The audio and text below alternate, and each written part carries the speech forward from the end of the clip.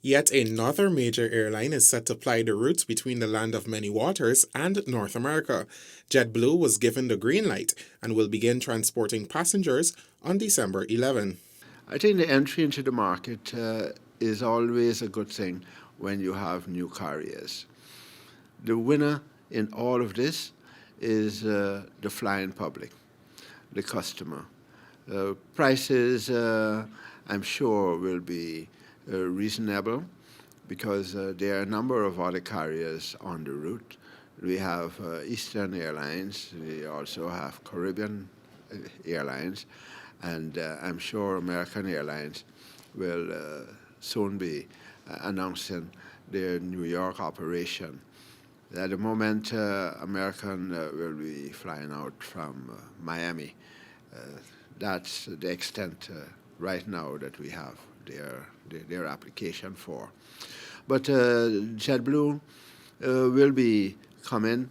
I was told they'll be flying their new 321 Neo aircraft, new technology, more space in the cabin. And all in all, I think it augurs well for Guyana. Director General of the Guyana Civil Aviation Authority, Lieutenant Colonel Egbert Field. The Director General said this is the opportune time for JetBlue since there is an expectation that the Christmas season will translate to more air travel. The head of the aviation regulatory body outlined some of the processes JetBlue had to follow prior to receiving GCAA's permission. The requirements for any airline entering into Guyana is very stringent, but they're in compliance with ICAO. The process involved the airline, and let's say in particular now JetBlue, when they supplied their application form. We looked at it. We also responded by informing them what documents has to be submitted to the authority. And these documents include documents showing their economic standing, their financial standing, which had to be submitted to our economic department. The security, what kind of security procedures and protocols they'll employ in coming to Guyana. So the security manuals had to be submitted to the authority, and that went directly to my security department. And then the airworthiness or the safety documents showing where they're registered, their air operator certificate, and a number of other documents.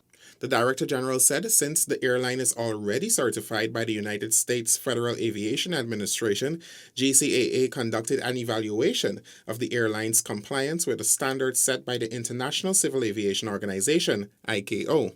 DG Field commended the airline for its work ethic during the evaluation phase. They spared no words at all in expressing their appreciation for what has been done and how closely and how efficient the authority dealt with their business. So it was a little long road, but a very happy ending. JetBlue's flights will operate out of the Chedijagan International Airport, which, along with the Ogle Aerodrome, has been described as fully compliant with the regulations and standard operating procedures of the GCAA in light of the COVID-19 pandemic. It is safe to fly. It is very safe to fly.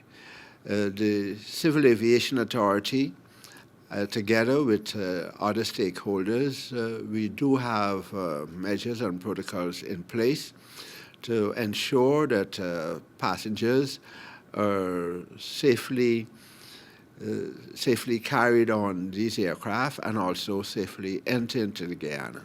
The compliance with our SOPs and the gazetted regulations which were put out, I'd say is 100%.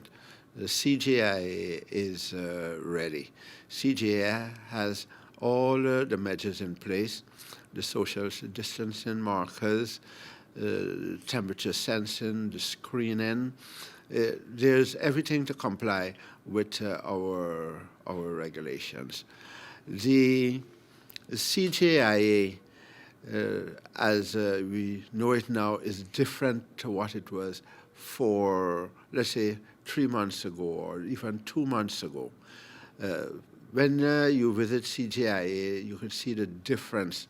The management, the CEO, and staff really put a lot of work into ensuring that within this COVID period, passengers are taken care of in the right manner.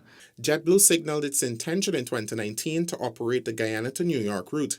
Guyana reopened its airports to scheduled international travel on Monday, October 12, after 7 months of restricted travel brought about by the COVID-19 pandemic. Both international airports and airlines are mandated to follow the country's COVID-19 guidelines.